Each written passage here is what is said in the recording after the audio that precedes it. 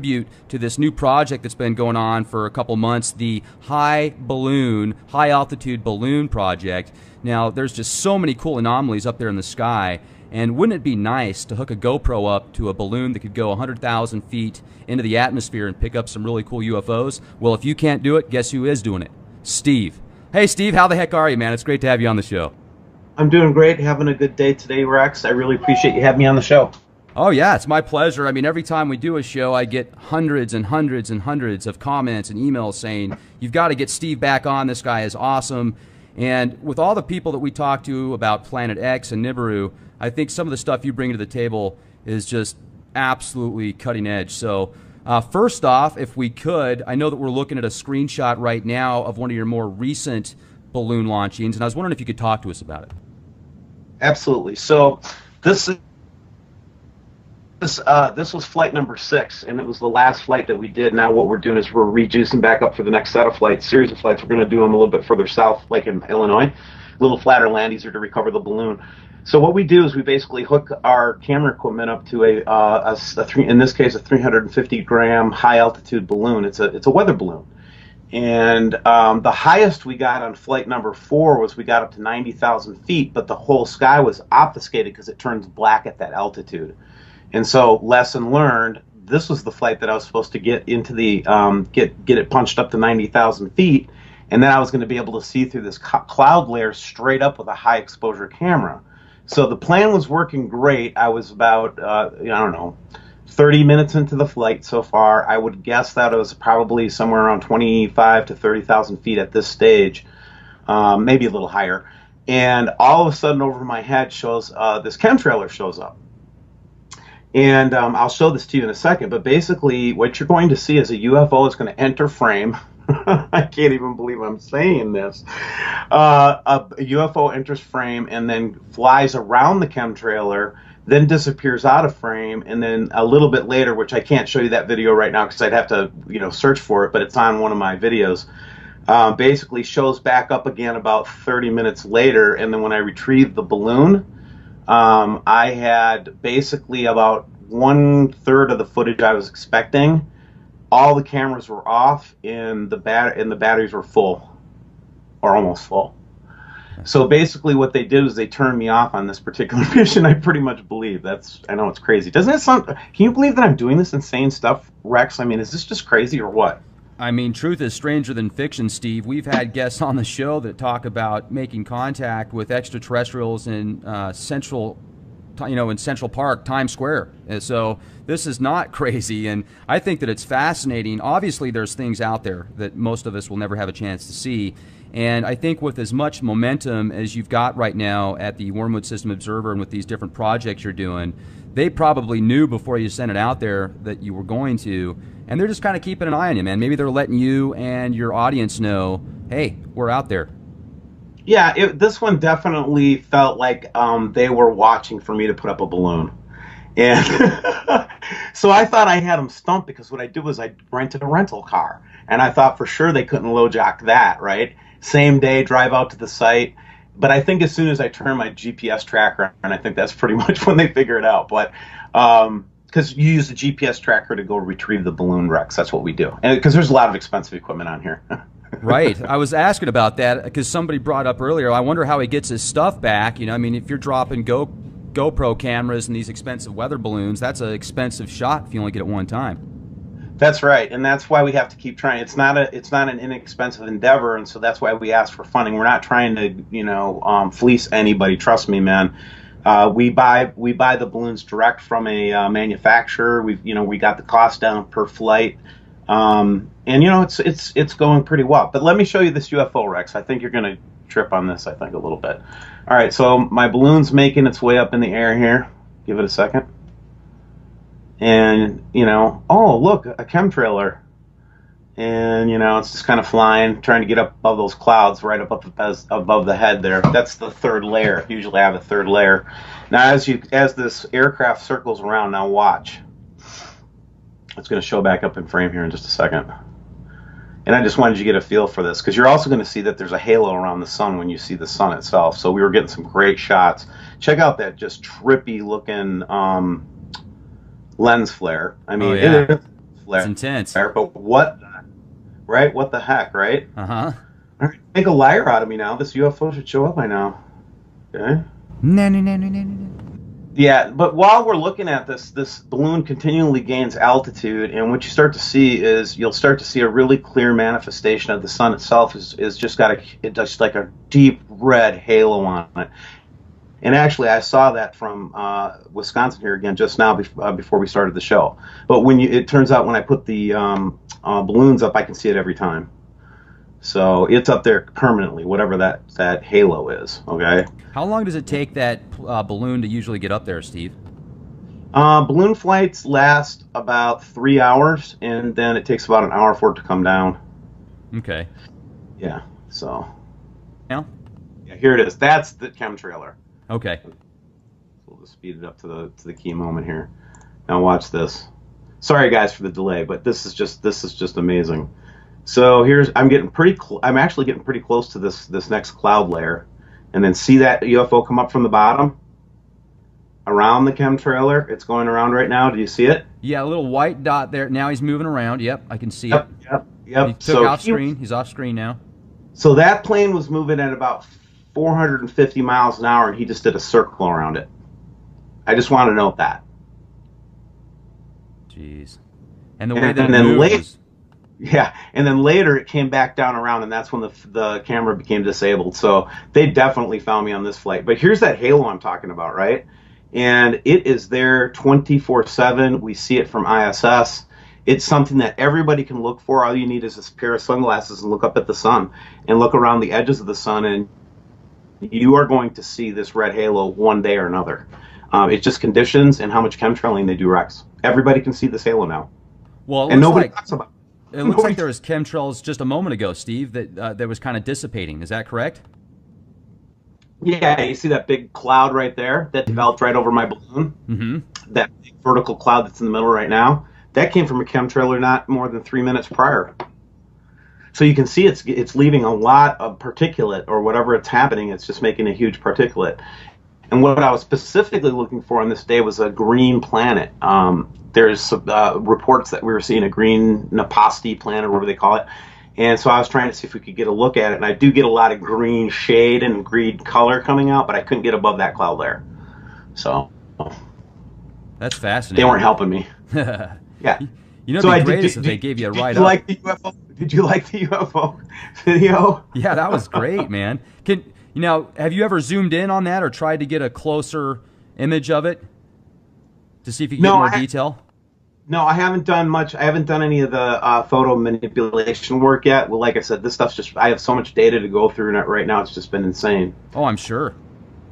So I'm going to give you a couple snippets from our show today.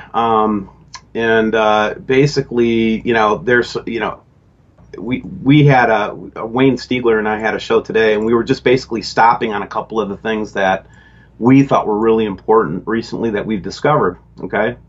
And if you're open to it, I'll share a couple of those things. That'd be great. So this first image, Rex, this is from Wayne. Okay. Wayne Stiegler is one of my partners. He's been with me from the beginning, and he lives out in Colorado. And one day he was taking a picture, and he captures this. We don't know what it is. So we discussed it in our video today, and we said, we'd like to challenge everybody, though, to tell me, and Wayne actually put a $1,000 bet out there to say, first of all, if you can prove any of this has been photo manipulated, he'll pay you the $1,000. He took the picture. It's his image, so he's pretty safe on that. And number two, how could that be a lens flare? Do you see how it's around almost, or you almost can see the orb there, and it's cutting off the light? I mean, do you think it's that big? Again, this is where we're following the evidence, and that's what I wanted to introduce to you today. Okay. So as we continue to follow the evidence, what's just freaking us out right now is the fact that we think that this system we might already have been in the system since 2011. Okay, I've heard that before. And the paradigm shift for us, as we're following the evidence and doing this work, is that we are not being orbited, but we are orbiting. We're orbiting a bigger system. Okay. That's the hypothesis that's coming out. Okay. And so here's Wayne's video.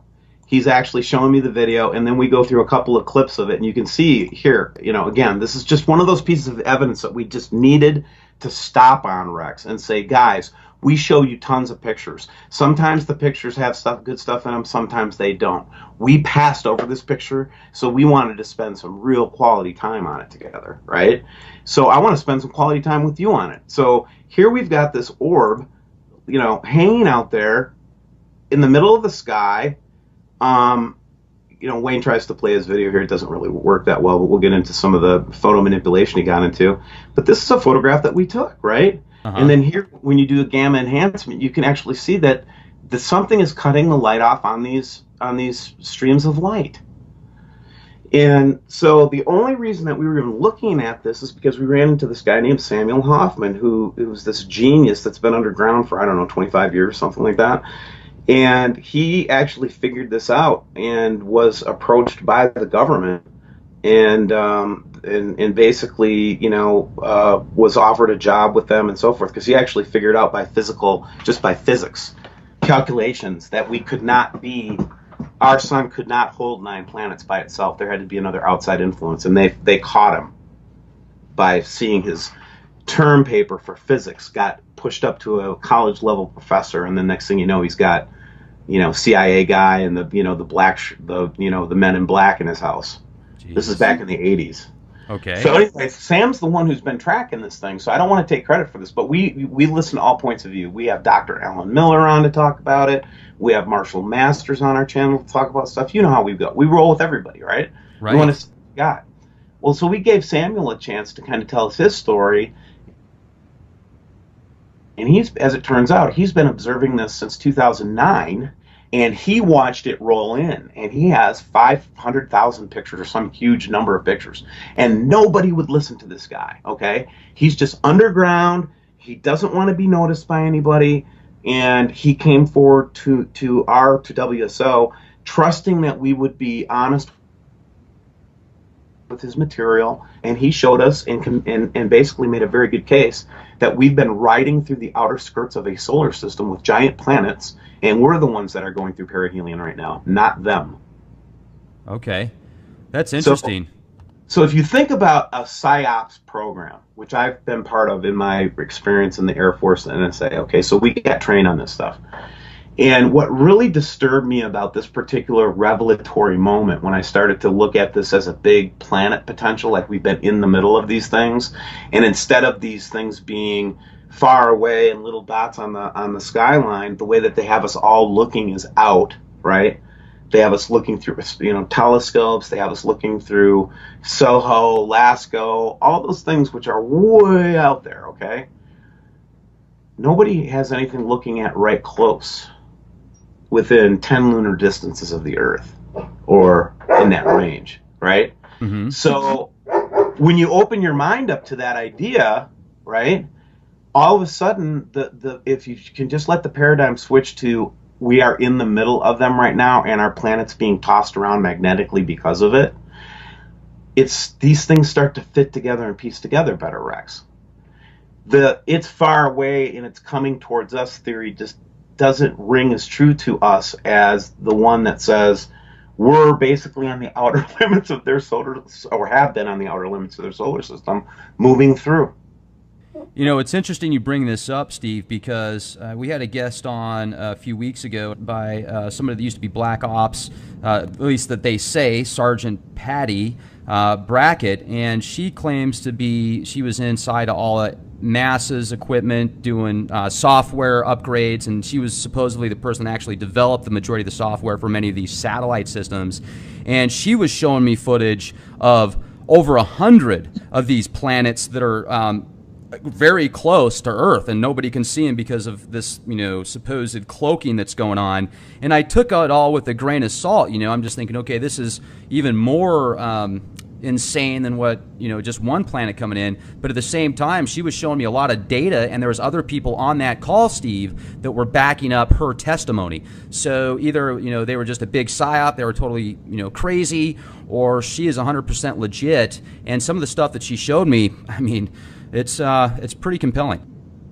Yeah, and so back to the psyops component of it, though. It's like the lie always is misdirecting. It's just like a magic trick, right? If I can get you looking at those little stars through the all Skycam network, right? And I can get you looking at those little dots and little orbs that may or may not mean anything, right? Right. While there's this huge planet that's filling up your whole sky right over your head. That's the way we used to roll, baby. That's how we rolled. And Hmm. as soon as I opened my mind to the big planet theory and looked up, I started to see this stuff for myself, just from a paradigm shift.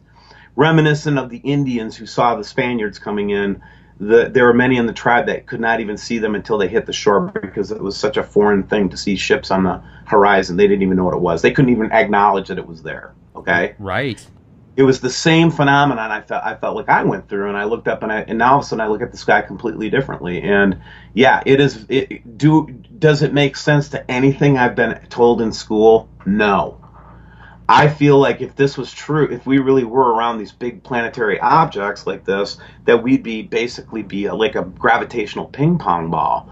But then you look at the data and you see that as we got closer and closer to these in Sam's theory, that earthquake activity has jumped over 1,000%. So doesn't that count, right? It's like there's the data right under your nose.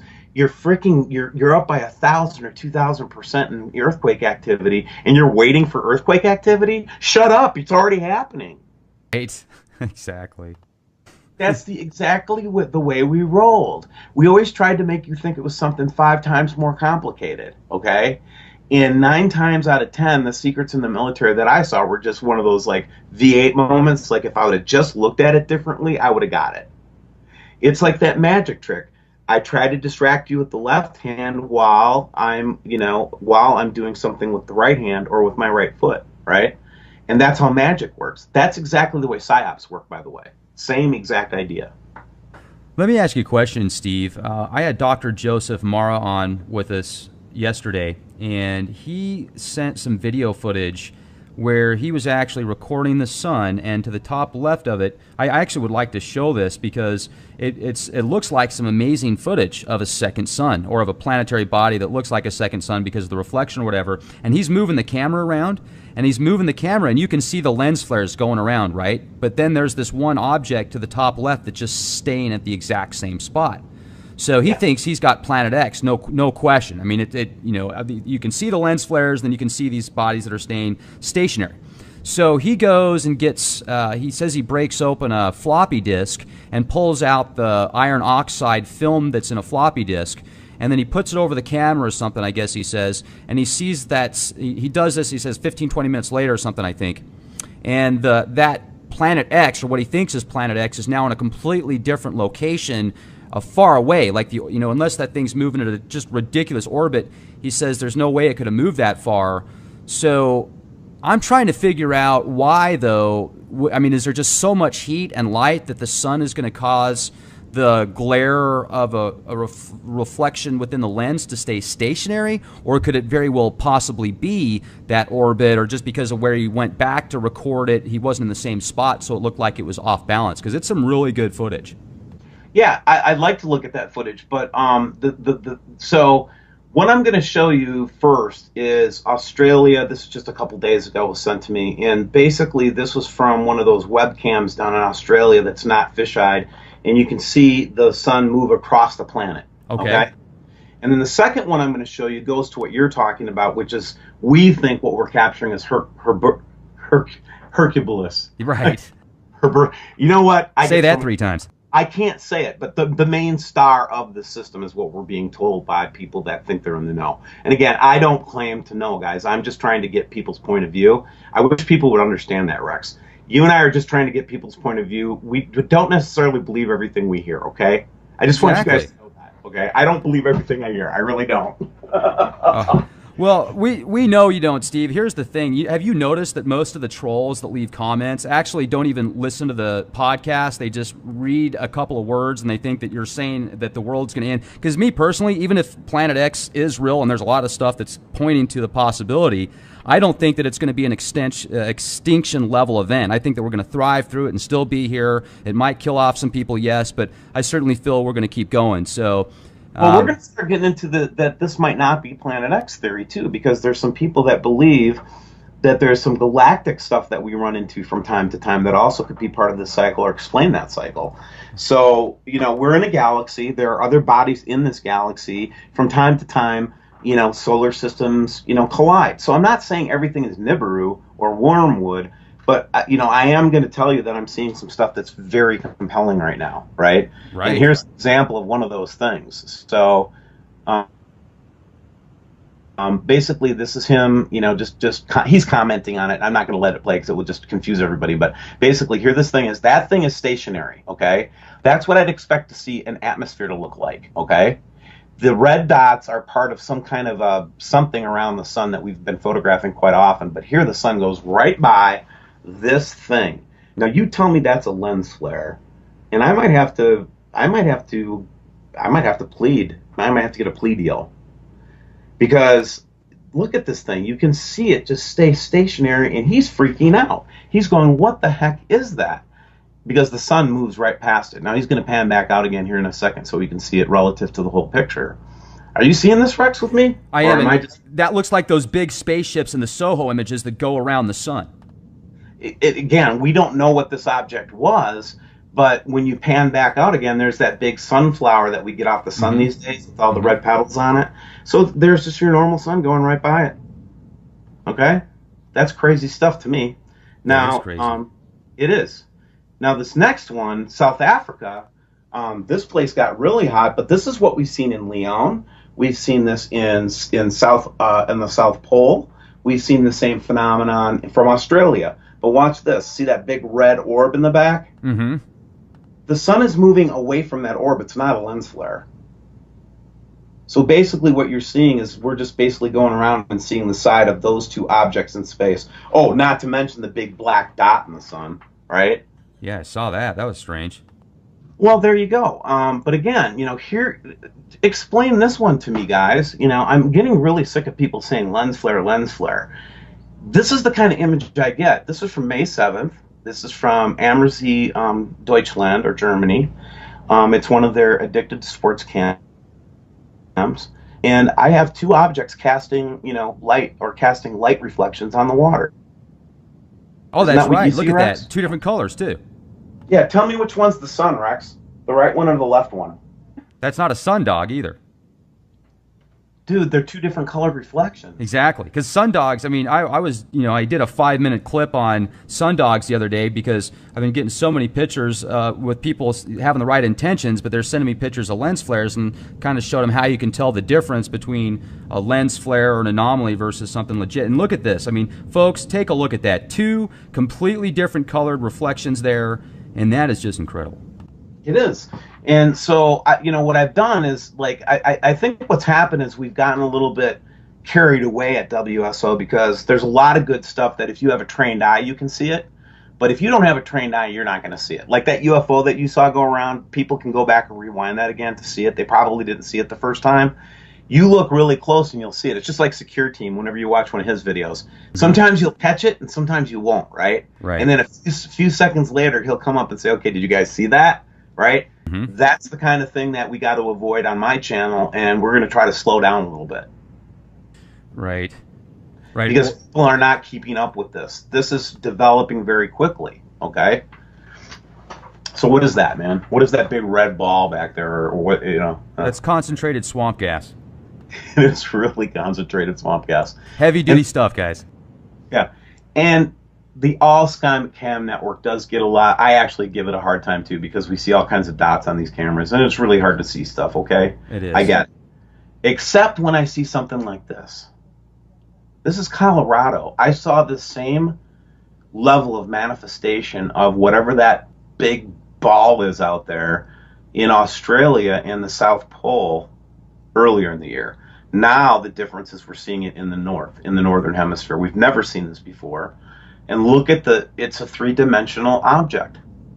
How could you deny that's a three-dimensional object? That's interesting. That's what's in our sky. You'd never see that. If you look up, that's the whole 360 degree of the sky. You wouldn't believe it if you saw it. So they use our unbelief against us. our skepticism against us. So we can't even see this stuff. And then they'll just ridicule you if you bring up a picture like this, even though it's taken from an observatory, okay? The people that maintain this are astronomers, okay? It's not, these aren't just every, you know, this all Skynacam network. And then here, you see this? Oh, yeah, look at that. Again, they all seem to kind of fall in the same spot. So we're starting to see some corroborating evidence here to say that, yeah, there's an object up there. It looks like the moon. It does, but it's not. The moon would show up much smaller on this camera during the day. You might see it as a little dot. Okay. Nah, that's not the moon for sure. And then we've got our Soho, you know, our typical Soho camera shots where nobody ever wants to talk about these shots except for WSO. The Cosmic Pac-Man. Yeah, this guy just jumps in and jumps out of pictures every day. I mean, it's like you got to catch him on a frame, you know? You know, Steve, that was actually what I was referring to a moment ago when I said that looks like the Soho image of those giant spaceships. And I just wanted to bring up that picture that you showed a minute ago, too, where it was kind of transparent and had those zebra stripes. I've been getting a lot of photographs of that specific anomaly from different people, different places of the world. So, I mean, this film-type anomaly that we're seeing that's being around the globe, these chemtrails, there could be something to that. Like they're creating this dome of nanoparticulates that reflect everything back, just like so you can't see it. Yeah, and I agree. I completely concur. And to just kind of support what you're saying, let's go on to oh, this is from a long time ago. I think I already showed you this one. This is one where we see something right next to the sun back in March. I just wanted to pull this out for my audience, though. When I was doing this rant, this actually is called the March 15th rant. I just nice. rant the whole time because it's like if you call that a sun flare, I mean, come on now. We're looking through a NASA satellite, okay? Take out Mercury. And then here's a sunrise. See that there's that hole in that orb again that we saw on that one other view. Uh-huh. And this is just a different weather cam in Australia where they caught a picture of this orb again. But I wanted to get to this one because it kind of confirms what you're saying, which is, and then Dill Martin, man, he put this one up just recently. Did you see this one? Look at that. Yeah, that's huge. So, what am I trying to get to? Now, that one you just passed, I got that a couple times. If you went back 2 shots there and find that interesting. That one? This one? No, this is the Death Star one. I've seen this. That's a great, this one right here. Yeah, that looks like, you just passed it again. It looks like the moon, the entire moon in that one shot of the sky camera. Those just rain droplets. The one right after this one. What is that? Right, so you think those are rain droplets, right? Right. But when you suck in, I can't do a blow up right now.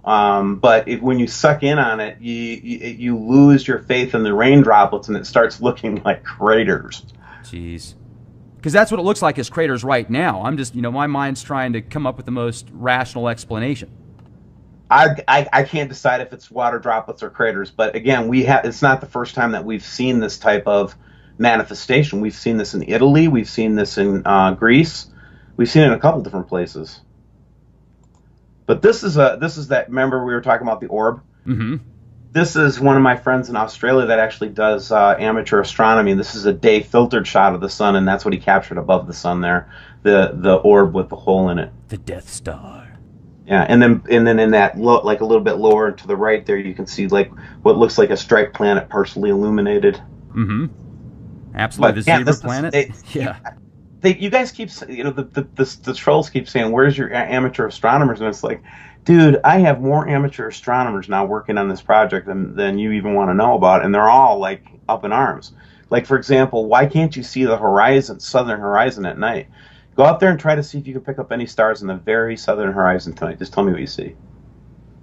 It's interesting. It's like use a telescope. Use a IR camera. Do the welding glasses or whatever, the welding helmet, does that work pretty good in your opinion if you're going to record through that with a camera to pick up anomalies that you might not see? No, remember that these bodies that we're postulating are planetary and not there's no fission going on, so they don't make their own light, right? So as soon as you put on a welding glass, you've basically defeated your purpose because you won't be able to see anything but the sun at that point. Okay, because the only reason I ask is there was this one video footage that a guy sent me where that's what he did, and you could still see this second sun-looking thing that didn't move, but you could see the lens flares move, and that just stayed stationary. I thought it was a really good footage. So maybe. Oh no, I'm not discounting that at all. So if you do see two light sources through a welding glass, that's a double dinger there, because whatever you're seeing is casting enough light to go through a welding glass.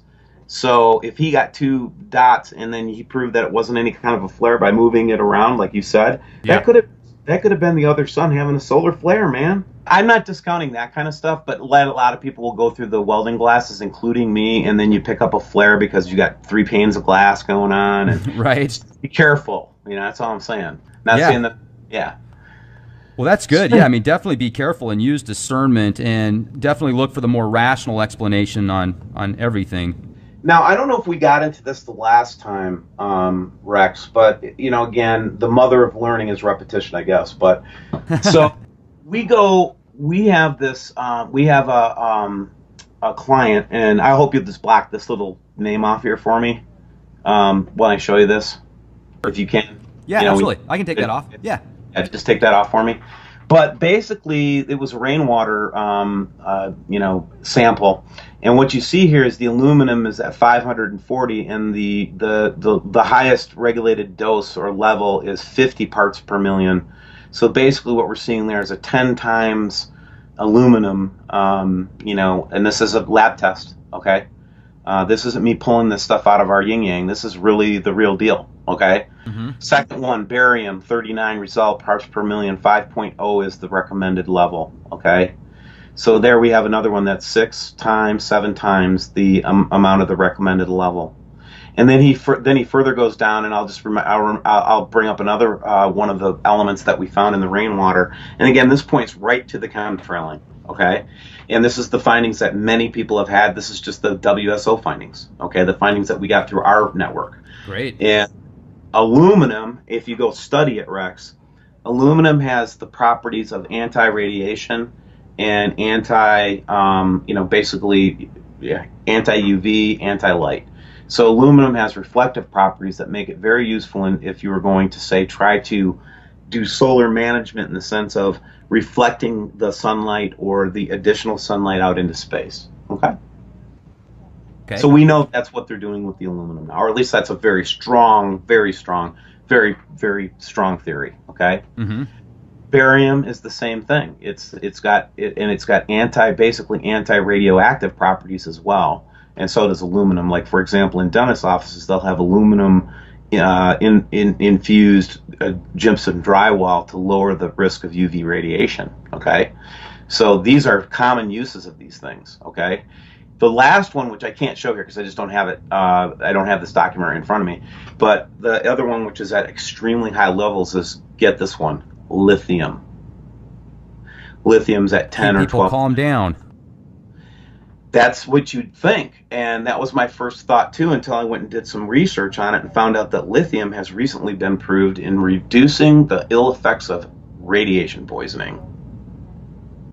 Could that be from like Fukushima and all these other, nuclear reactors that are going into meltdown or leaking out all sorts of isotopes too? It could be any number of things, right? I mean, but with the points that we're trying to make is they're trying to do geoengineering. I don't know how much more proof you need. Okay. Type in weather manipulation, folks. Go to Google or any search engine, type in weather manipulation. The first website that comes up is a company that makes money off of causing it to rain or seeding the clouds. It's weather manipulation. It's been around for a long time, and I still hear people say, oh, they're contrails. Really? Okay, well, watch the Weather Channel documentary that came out a year and a half ago that openly admitted they're manipulating the weather and geoengineering the planet. So I'll leave the rest of the conversation on this one. I just want somebody to explain why I've got two different apparent light sources with two reflections. I really want to hear the explanation for this. And then that's not even to mention this other object that's up here. We won't even talk about the green planet that's coming in. Okay, which we talk about with you all the time. You know what I mean? Right. And they're being picked up all over the place. I mean, all sorts of different astronomers, pros and ones that are picking up certainly just insane anomalies. There's one image that I've been keeping tucked away in my treasure chest here, and I think I'm going to share it with you because it's almost like one of those shots that's so good it's either legit or it's photoshopped. Okay, do you want to take the screen? Just go ahead and take it. I think you just correct. Yeah, let me show this with you real quick here. I'm going to share this with you. Okay. So you can clearly tell that's either photoshopped because that looks too good to be true to me, or that is definitely a planetary body. So now I've got let me see here. I've got several of the same shot with just different, they inverted one, they changed the other one here. So let me open this up real quick, and then we can flip through them all, and I'll get your opinion here. What is your thoughts so far, Steve? Oh, on this one, I already know it's a lens flare. That's a lens flare. Yeah, it's manipulated to look like a complete round object, but if you watch them do the video on it, it would move all over the place. And that one on the right would be a dot in the middle of it with just basically a red half semicircle globe, and that's a common lens flare, but you can make it look like a planet. And the only thing you'd have to say is, well, if it's a planet, then why is it being illuminated from the top and not the bottom? Yeah. So they just did a really good job of, there's that little blue, then there's those red things that you're talking about. No, I could be wrong. No, I'm just offering what I think it is. I think you're right. I think you're right. I do. I'm just showing these up. I was just these red things are showing up, like you said, all over the place now, and that's probably from the stuff they're spraying in the atmosphere, wouldn't you think? I think there's something going. Yeah, we think there's actually something going on with the sun, which might also explain a shot like this, right? Too. So we actually captured evidence of their from the space station of there could be a possibility that they have some kind of a device that they're using to move the position of the sun in the sky so it doesn't scare people. Okay. I know that's really far out. I can't even believe it came from my mouth. I really can't. But if you notice in this picture, this what is the shape of the sun right there? It's I don't know. It's not circular, that's for sure. It's like oval. Yeah, it's like a rectangle almost, right? Uh-huh. Yeah.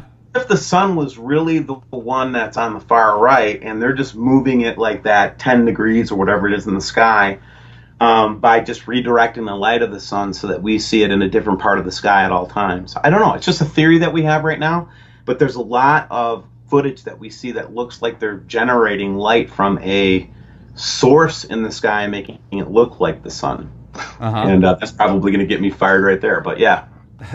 Take a look at this one right here. This was sent in, and earlier he had a shot just maybe half an hour before this one, I think, approximately, where the sun was up and it was setting down. And then once the sun had completely settled, there's this weird red anomaly here, and I'm sure you can see that. So yeah, I don't know what that is. What's your thought on that one? All right, so if you look at this if you accept the idea that there's a huge disk around, basically I'm looking at whatever that sun is, or let's say it's the sun, and I'm looking at it, and around there's a halo, and we get a halo picture every day around the sun. It's a red halo. We've also seen pictures from space, that halo, and the light shoots out from the side of that shield or halo or whatever at a very high rate. And this is what I think he's seeing here, is the light that's shining through the halo, the sunlight that's escaping from the side of the halo. We've got plenty of shots, tons and tons of shots of this. I wish I could just, pull them up for you, but... This was the one that I took earlier, so this was the sun shot, I think, and then that one was after, at least according to him. So this was the shot of the sun when it was still up, and then when it was down, then there was still that red anomaly thing there. Maybe that could have just been from the, I don't know, the rays of the sun as it goes down, because it is a sunset, but it's still projecting through that reddish type atmosphere or something like that. It is, and so again, we corroborate. We don't say just one picture tells the story. It's many pictures. So we're exploring a theory that these might be big planets. We're capturing pictures that seem to corroborate that. That they're huge planets. They're still very far away, but they're so big that the Earth, basically they just fill up our whole sky. They fill up from east to west, because that's how big they are.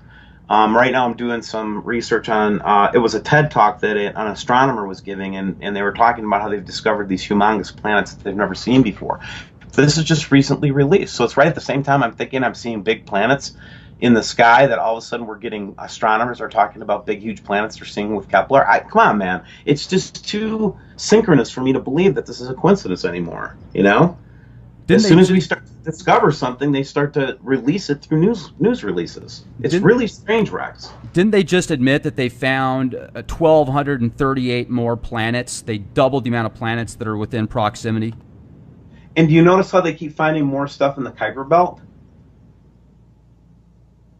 It's like, whoa, we found a red dwarf now or a brown dwarf in the Kuiper Belt. Did you hear that story? That Oh yeah, release? yeah, I sure did. I mean, there's news Wait a everywhere. second, time out. You just told me you found another sun in our solar system. That's what you just told me, right? But you're a conspiracy theorist if you think it's true. But yeah, but again, then you've got the whole Scott thing coming out, and they're trying. Doesn't this just look like spin control to you, Rex? I mean, you've been in media for a while. I've been in media for a while.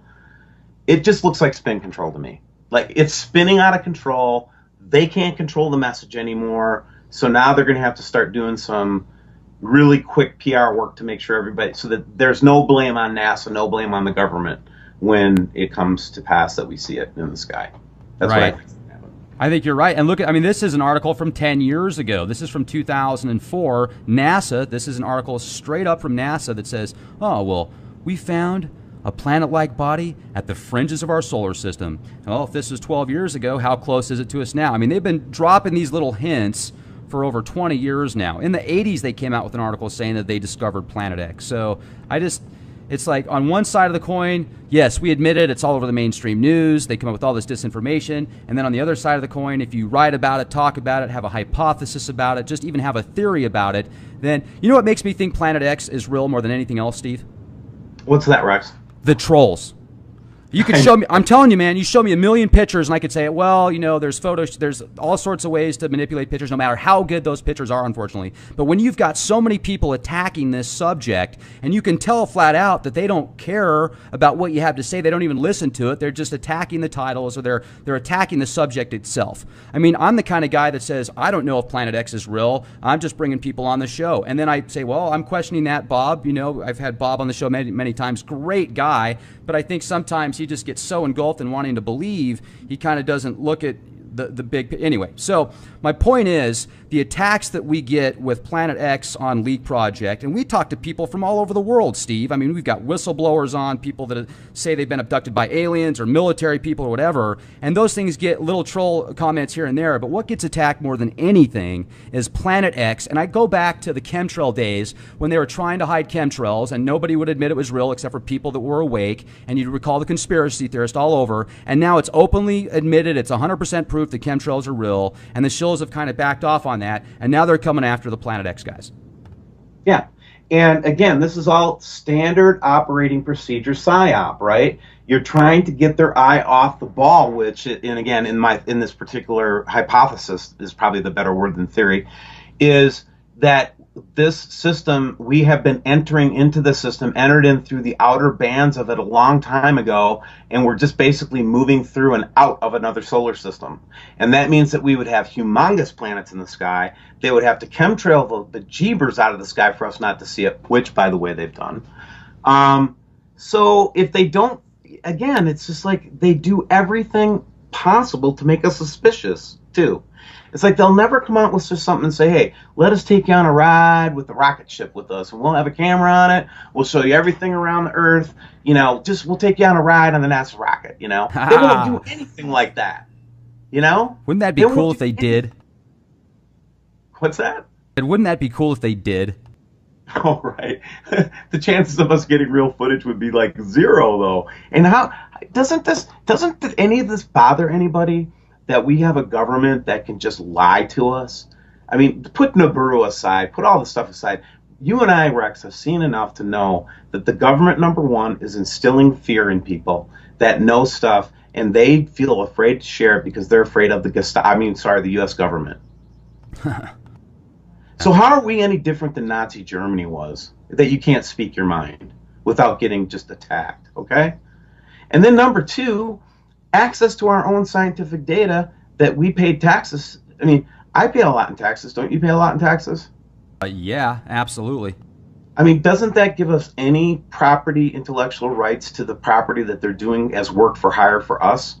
Because I'll tell you what, if I'm doing work for you, Rex, and I'm sitting in your building and I'm doing work for you, I can't claim ownership for that if I'm a salaried employee, right? For example, Right. only the business, only the LLC or the corporation can claim the intellectual property for that, right? Such as America. It's a corporation.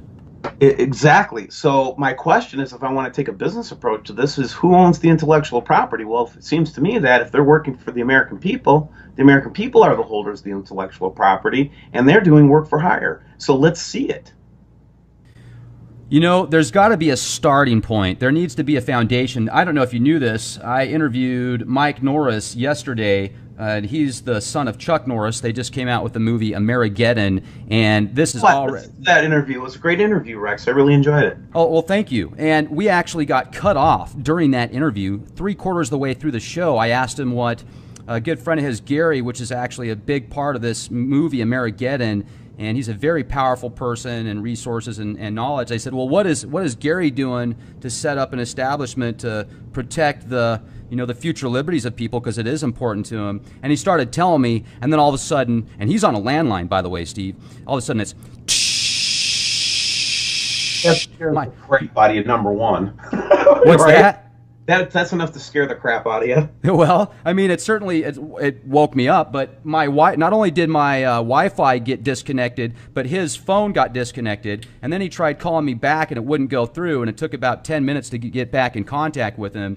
And, it's like freedom of speech. Don't we have that opportunity to speak our minds? I'm not telling anybody what to do. I'm saying, hey, these are ideas, these are possibilities. I bring people that have information and knowledge like yourself on the show that are so well educated because you've just dived into this. I mean, your entire life right now, what you're putting into this, and I can tell you're passionate about it. You're not trying to go out and just freak people out. That's the opposite of what you're trying to do. You're trying to bring awareness to the masses and wake people up. And, it's the problem is, Steve, we're the guys that get attacked for this. It's really weird how things work. And I remember talking to a good friend of mine. She's passed away now. She was an amazing person.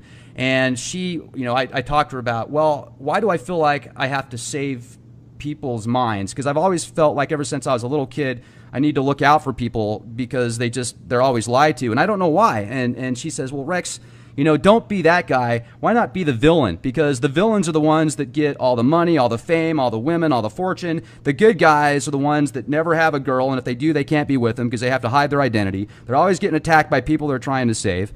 And it's just like you're either in it because that's who you are as a person and you really want to help people, or you're not. Well, again, that's right.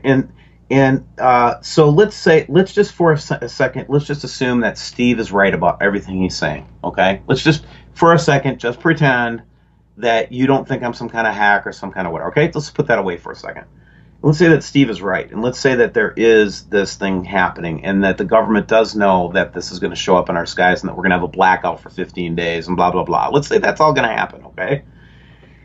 Now, would you rather know about it? Or would you rather not know about it? Would you rather it happen to you just like one day you look up and there's Army helicopters flying around all telling you to get back in your homes, FEMA people will be by just shortly to help you and bring water, blah, blah, blah. Would you rather know about this before it came, or would you not rather know about this when it came? So the answer in my mind every time is if you asked that to a Steve that was not aware, I would be pissed at you if you didn't tell me what you knew. I would be. Rex, if that was true, if everything I'm saying is true, and you didn't tell me about it, wouldn't you, as my friend, wouldn't you be mad about that if I didn't tell you about it? Absolutely, I would be. Absolutely. Right. So you'd be betrayed. So now what they're doing to the Nibiru researchers is they're basically the real position I have now is I can't stop now because I have a moral responsibility. I have seen enough to be convinced. I have seen enough to be completely satisfied that the answer is we are somehow interacting with another solar system. What does that mean in terms of cataclysm? I don't know yet, right? I'm still that's what WSO is all about. We're trying to figure out what we're really facing and what we're really up against. And I'm going to tell you, Rex, we still don't know the whole story. We really don't. But I can tell you we're seeing some pretty compelling stuff. We certainly are, and I just want to let our audience know before we close out tonight, thank you for all the photos you've sent in to me. I've seen some really good ones, and even these ones that seem, wow, I mean, what is that? Is that the blue Kachina? Well, no, I mean, that's lens flare, And there's a way you can tell. A lot of these times when you see this type of anomaly where there's this really cool aura around the flare itself, I'm getting a lot of these pictures, that's why I just want to bring it up real quick. There's a good way to debunk that. Just take your camera outside and move it around and video, get some video footage, and you'll see that thing move around with the camera. So it looks cool, but it's lens flare. And keep looking up, you guys, because you're doing a great job. And Steve, I certainly appreciate you coming on, man. I love your energy, and there needs to be more people like you. So before we close out tonight, if you would, just let our listeners know a little bit more about what's going on with your high altitude balloon project and how they can help contribute to that project, please. Right on. So if you go to my YouTube channel, you can hit the support button, or you can also pick up the PayPal address from any of my videos that I put up.